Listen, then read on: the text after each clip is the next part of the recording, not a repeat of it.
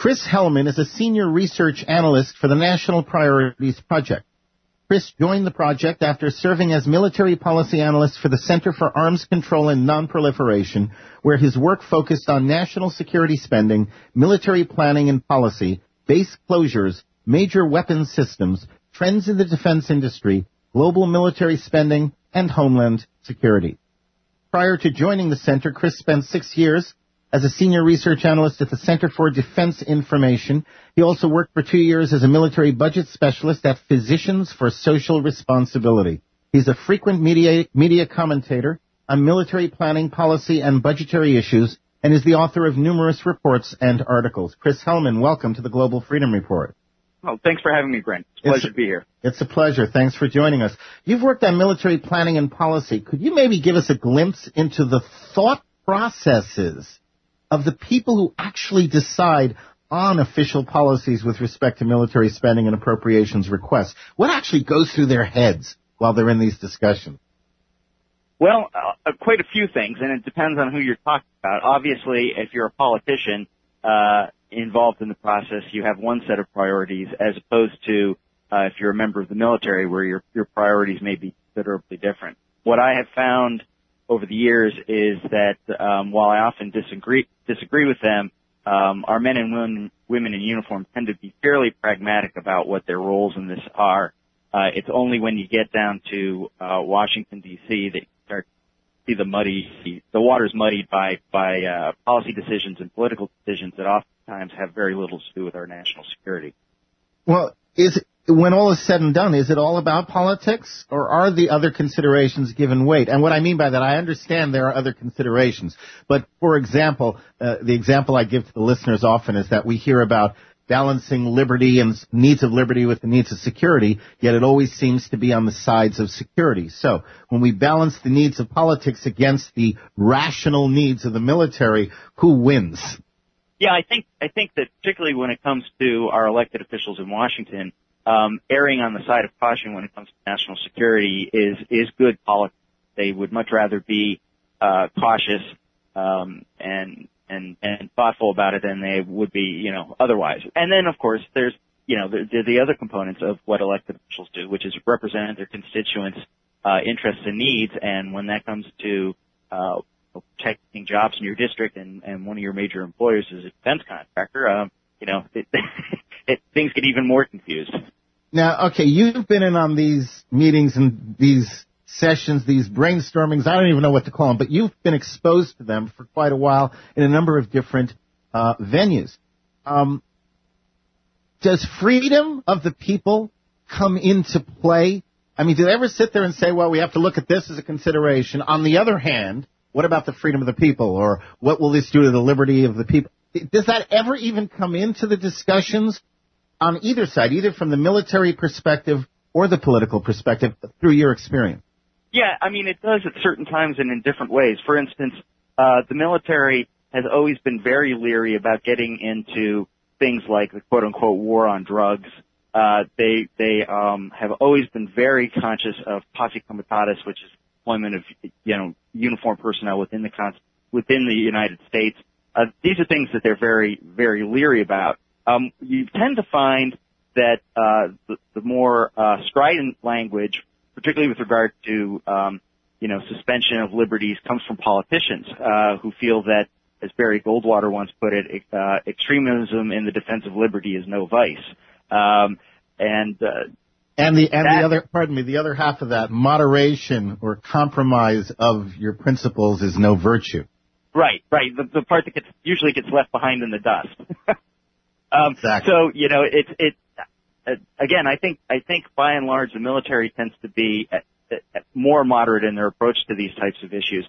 But having said that, we do have things like the Patriot Act. We are looking at, I've been following, for instance, the situation in Britain very closely for the last couple of days as they discuss, how are they going to handle the use of social media in what was not political unrest, but was actually, in many cases, criminal behavior, and whether or not, some sort of control over the social media networks would be something that they would need to do moving forward. And if that's not a First Amendment issue, I don't know what is. when you've participated in some of these military planning and policy sessions, I assume, tell me if I'm right or wrong here, that when military are present, they're pretty much high-ranking military. Yeah. I mean, it depends on the time and the place, but it's like any corporation. There are mid-level executives and upper-level executives, and the decision-making, a lot of the legwork is done at the mid-level, but the final decision-making is ultimately done by, the heads of departments and that type of thing. Now, the reason I ask the question is I'm just curious, again, from your experience with these people, do the higher-ups, say the more senior executives in the military, tend to display in these discussions constitutional awareness, or are they of just the mind that whatever the commander-in-chief says goes, we just have to obey orders?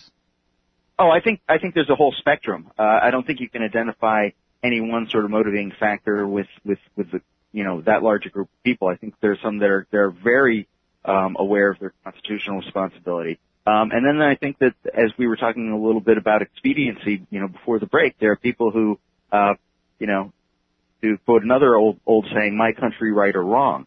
But as you pointed out, there's more to a saying than that. In that particular case, it's not just my country right or wrong. It's when right, kept right, and when wrong, to put right. You get a little bit of both. You get the right is right or wrong, and you get the we're really here to fix it. Okay, all right, that's fair.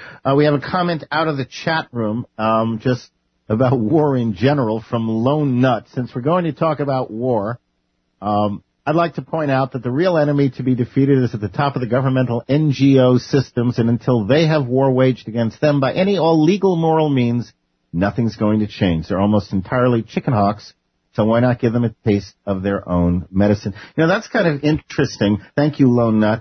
I kind of mentioned, I glossed on this before the break, but government and military officials have for years offered rhetoric about the importance of balancing the needs of security with those of liberty. Now, never in my memory has anyone acknowledged a single instance whereby the needs of liberty trumped those of security. Have you found a fulcrum? Where is the balance point between the two in these types of discussions? Have you ever? Yeah, I mean, I'm casting my mind back over the years, particularly prior to 9/11, where we had, where we were conscious of acts of terrorism, but we weren't. They hadn't really come home to us in quite the same way that they did a decade ago. But even at that point, there were esoteric discussions about, the solution to terrorism being worse than the terrorist act itself, i.e., how much of our civil liberties were we going to put on the table in order to maintain our physical security. I happen to be living in England. Pardon me, that's the perfect question. Yeah. I'm going to pull that as a soundbite from this interview. That is the absolute perfect question, and I never hear it asked. Yeah, and I mean, it's an easier question to ask when you feel safe at home. When you no longer do, you begin to wonder, where the tipping point comes. As I was about to say, when I was much younger, I was living in England in the mid-1970s during a rash of pub bombings by the IRA in London. And the British people were reluctant but willing to surrender a much higher degree of personal security, personal liberty than I would have construed would be something we would do in this country. But we hadn't had their experience. And for instance, temporarily they effectively suspended their version of habeas corpus, and if you were arrested for acts that were classified as acts of terrorism, you could be held without trial or without lawyer for an extended period of time, which is something that, in this country we would have never have done. And we still, by and large, don't. But you see the crack in our, willingness to hold out for civil liberties, as we feel less comfortable with our own personal security. And that is the eternal struggle there. We're frequently told that the military's job is to keep us safe. As a former military policy analyst, could you tell us what that means? At what point or under what set of circumstances would the military policymakers consider the American people to be safe? And feel free to conceptually redesign existing society to fit any mold that answers that question. When will we be safe? Yeah, I think that that's an excellent question, and I also think it's one that doesn't get really enough discussion. I believe that the spectrum of responses is very broad. I think that there are people in Washington, top policymakers in Washington, who feel that we'll never be safe, and that the impact of September 11th is just another in a series of lessons that point out that there are people out there who really don't like us, and they're willing to go to whatever ends necessary in order to bring down our nation or our way of life. I personally think that that approach to the world is somewhat arrogant approach. It ignores the fact that other people have value sets that, while they're different to ours, are as important to them as our value sets are to ourselves. And that we need to approach, situations where we come into conflict with other people with some of that perspective, and recognize that, value sets will conflict, and it's only through respecting of different value sets that you are truly going to be able to eliminate violence in the long term. Having said that, I actually do believe that there are people out there who cannot be bargained or bought, and that is a function of the military to protect us from those types of people. By and large, I think the average person, not just the average American, but around the world, is that if you treat them with respect and respect their need for their own sense of security, they will in turn return the favor to you. Now, when I'm looking at a pie chart right now, and it shows that current military takes up about 36% of annual spending, and past military takes up about 18% of military spending, and it's even a little bit more in there. There's a shaded area that includes a little bit more, but that's more than 50% of the U.S. annual budget. How did military spending get to be so much? I mean, more than half of everything Americans earn is being used to promote an ever-expanding military complex to keep us safe, because we're never going to be safe, therefore it's never going to end. Isn't it too much? Isn't that too much to spend on military in a free society? I would argue it is, and I think that not only is it too much to be spent in a free society, it tracks from the other things that we ought to be expecting our government do on our behalf. One of the things that we've seen over the last decade, if you look at just the raw numbers and you remove from the equation the costs of actual military operations in Iraq and Afghanistan, you see a staggering increase in what we refer to as Pentagon's annual base budget. The amount of money we pay to keep them on retainer for the day that they actually do go to. And depending on how you calculate that number has increased over the last decade between, adjusted for inflation, between 40 and 60%. That's a huge amount of money. And when you compare it to military spending in this country historically, it eclipses any level of spending since World War II, including the wars in Vietnam, Korea, and the Reagan-era buildup. We were pouring money into the military at unprecedented levels also. So, but even, again, when you take the military when you take war out of the equation, we're spending on defense now at a level higher than it's ever been since World War II. And I really don't see a good reason for it. I think we could be at least as secure, and maybe in some cases even more secure, for significantly less money. And it's interesting to me, for instance, one of the things that's been, on the table in Washington, and most people are aware of it, is this idea about, raising the debt ceiling and the deficit reduction plan that we had to reach that political compromise. One of the things that they're projecting we'll have to do is come up with about $1.5 trillion in savings over the next decade. And I found it interesting to note that $1.5 trillion over a decade is about $150 billion. And guess what? That's almost exactly what we spend on the wars in Iraq and Afghanistan. So here we are. I was about to ask you that question. Yeah. How much are we spending on those two wars? Yeah. So here we are, looking at potentially draconian cuts in social service programs that are, really critical, particularly given our current economic situation, in the name of deficit reduction. And ironically, you could in theory solve the problem if you were to shut down the wars in Iraq and Afghanistan. When did the outsourcing of war become so popular, and for how long has it been happening? If you look back, and when you talk about it, we're talking about the use of contractors and that. Yeah, I'm basically saying when you're not using your military, if you're either using someone else's military or private contractors, outsourcing of war. Yeah, well, I mean, the fledgling U.S. government was using mercenaries back in the 1770s. So in this country, it's as old as war itself. But I think one of the things that's important to point out is that it's become not just a part of the way we do war, it's become an essential part of the way we do war. And for instance, back during the invasion of Iraq in 1991, the ratio of active military to contractors was about 10 to 1.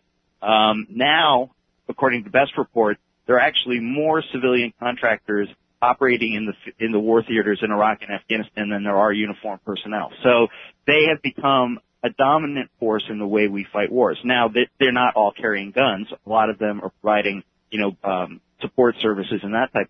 But the truth of the matter is that the U.S. military, despite what we spend on it now, feels that it can't operate as fully as it needs to without huge amounts of contract support. And that carries with it a lot of, very important questions. Unlike men and women in uniform, they're not bound by the Uniform Code of Justice. They're not bound by our legal system. They operate with a great degree of autonomy.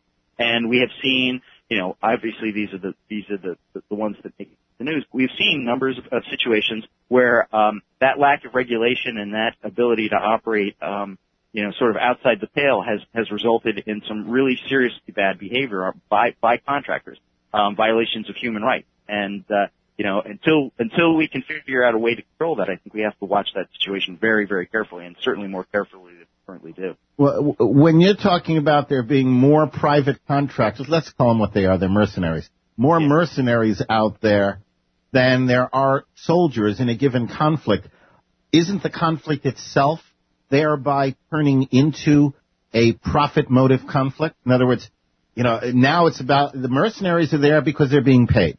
They're making a tremendous amount of money. That's the reason they're there. They wouldn't be there if they weren't making money. Doesn't that turn the whole point of whatever the conflict is into a profit motive? Well, clearly for some people it is. What's ironic in this is that you see men and women who've been trained by the U.S. government as members of our military in with the purpose of doing war fighting and that type of thing. And it's so much more lucrative to not do that kind of work for the U.S. government that we have situations where we're having trouble retaining these people. When the government lets them leave the military, and sometimes they don't allow them to leave, it's called stop loss. It's required to stay in. But when they are allowed to leave, many of them do, and they turn around and continue to perform the exact same service, just for a private contract, and do it for 3 or 4 times what they were doing, being paid 3 or 4 times what they're being paid by the U.S. government. So clearly, that's a component of what's going on. For how long has the outsourcing been going? I mean, how long has it been going on to the degree that you can call it outsourcing? I think it's been something that we've seen, growing over the last decade since our deployment in Afghanistan. But more importantly, in our deployment in Iraq, that was where it really got the ball rolling. And now it's sort of part and parcel of the way the military does business on a daily basis. Amazing comment from the chat room. Lovely. What I don't get is that the majority of the military contracts are non-bid contracts. That's so? It varies.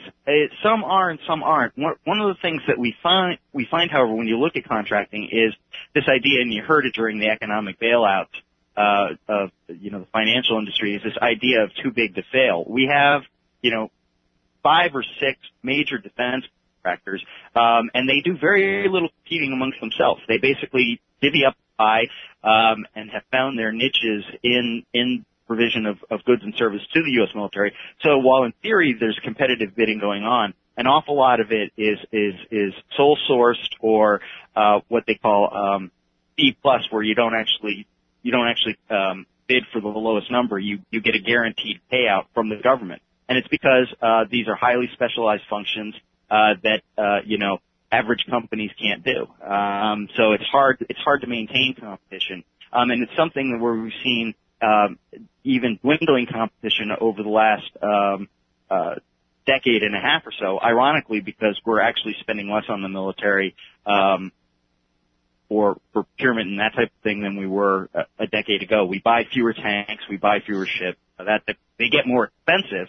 We just don't buy as many of them. From El Jefe in the chat room, then foreign nationals in our military are probably a higher percentage than normal citizenship. It's a great way, an honorable way to gain citizenship. I guess you're making a comment and asking a question there. Is that true? Yeah, no, I mean, it is a way for people to gain citizenship. I happen to think that it's a pretty pricey way to do it, put your, life on the line. And statistically, the majority of active duty personnel, we look at recruiting, particularly in the Army. I couldn't give you an exact figure, but I'd be surprised if it was more than single-digit percentage of the active duty force that are not American citizens to start with. Okay, one follow-up comment from El Jefe. Where are the innocent people being murdered? There are some innocents being killed in war, which has happened even in our Civil War. There have been innocent casualties, but that is not the mission nor the intention of our military to go out and kill innocent people. No, I'll agree with that. It's not, I don't think it is the intention, but it is a result. And I'm not sure that the killing of innocents is given a fair amount of weight in military planning. It's collateral. We toss it off with two words, collateral damage.